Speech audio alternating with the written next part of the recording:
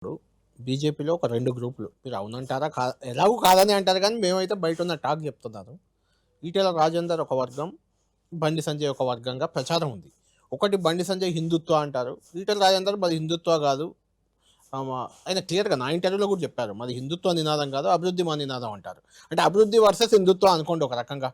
బండి సంజయ్‌ని దింపడంలో ఈటెల రాజేందర్ పాత్ర ఉందని, ఇట్లా రకరకాలుగా మీ పార్టీలో గ్రూపులైతే ఉన్నాయి. అవి దారికి తెచ్చే ప్రయత్నం ఏమైనా ప్రారంభించారా? వస్తాయా? ఒకటే లేవా? గ్రూప్‌లే లేవా? ఒకటి మాది హిందుత్వం అనేది ఇది నినాదం కాదు, మా రక్తం. మా నరాల్లోనే హిందుత్వం అనేది మతం కాదు. సుప్రీంకోర్టు చెప్పింది. అవును. సుప్రీంకోర్టు రూలింగ్ ప్రకారం Hindutva is way of life and way of your culture. అది రామా జోషి గారు ఆర్గ్యూ చేసిన కేసు, మన Manohar Joshi versus state of union of India and state of Maharashtra. Hmm. ఈ దాంట్లో సుప్రీంకోర్టు క్లియర్ చెప్పింది, హిందుత్వ ఈజ్ జీవన విధానం. Not a religious word. జీవన విధానం అది. జీవన విధానం.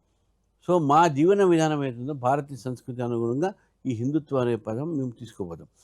రెండోది, మతం అనేది మేము ఎప్పుడు కూడా రాజకీయాల్లో వాడం. మా మీద అవతల వాళ్ళ రుద్దితే మేము దానికి ఆన్సర్ ఇస్తాం, కానీ మీ ఎప్పుడు కూడా మతాన్ని ఆధారంగా తీసుకోలేం.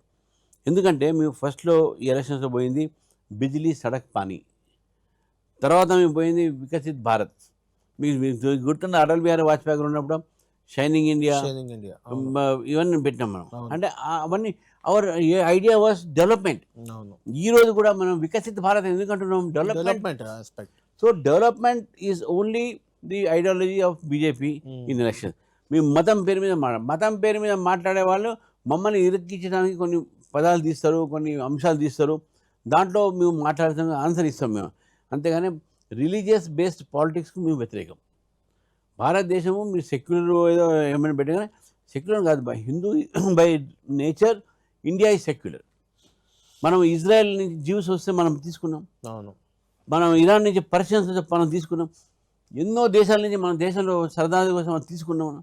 సో మన దేశంలో ఏంటంటే we have the temperament of assimilating everyone. India itself is secular country, India is democratic country. ఇటువంటి దేశంలో మీరు ఈ బీజేపీ ఎప్పుడు కూడా రెండు విధానాలు చేయదు. రెండోది, ఇద్దరు వ్యక్తుల గురించి మీరు చెప్పారు. ఇద్దరు వ్యక్తుల ఒక విధానం ఏదున్నా సరే, ఒక ఆలోచన ఒకటే, పార్టీ మనం ముందుకు పోవాలి. ఒకరు చెప్పే విధానం ఒకటి ఉంటుంది, ఇంకో చెప్పే విధానం ఉంటుంది.